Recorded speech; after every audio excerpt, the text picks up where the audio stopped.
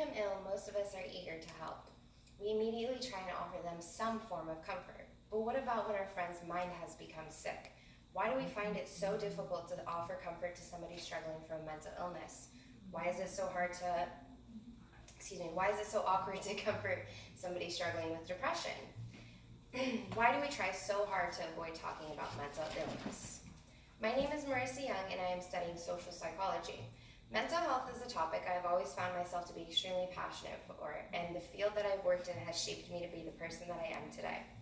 As a person who struggles from my own mental illness, I will forever be fighting the stigma. Currently, I'm working in an acute mental health facility in Fredericksburg, Virginia. Our focus is to stabilize patients and offer them guidance for outpatient treatment. Throughout my workday, I facilitate groups and provide mental health education to my patients. I begin many of my groups by sharing a bit about my own struggles with mental illness. While maintaining appropriate boundaries, I attempt to relate to my patients using compassion and empathy so that they know that they are not in this fight alone. I've shared my own fears of medications and my refusal to find help for my depression and anxiety. A lot of trial and error took place when trying to find the right doctor and the right medications. This was a little over 2 years ago, and I find myself looking back with regret for not trying to find help sooner. I always encourage my patients to recognize their own symptoms and do their research, because everyone's mental health experience is as unique as their fingerprint. I have received a lot of valuable and positive feedback from my patients, and they have told me they find me to be relatable and approachable. A few times even, patients have told me through sharing my story, they have been inspired to address their mental illness in a more positive light.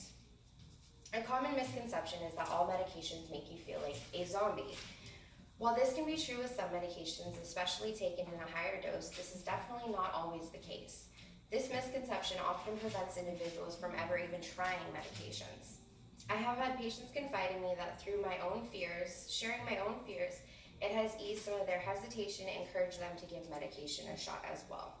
I remain candid about my mental illness with friends and family, and at times individuals that I barely even know. I believe it is important to show people that someone can struggle with their mental health and still lead a fulfilling and satisfying life. I work full-time, I go to school full-time, and I can maintain personal relationships with friends and family. I hope by utilizing my communication skills and storytelling abilities, I can help encourage others to talk more openly about mental health. I hope my words encourage people to provide comfort to their friends struggling with mental illness. I strive to end the stigma surrounding mental health because I believe in a world that treats a broken mind the same way that they would treat a broken bone, with empathy, compassion, and understanding. Thank you for taking the time to listen and allow me to share my passion for mental health and ending the stigma.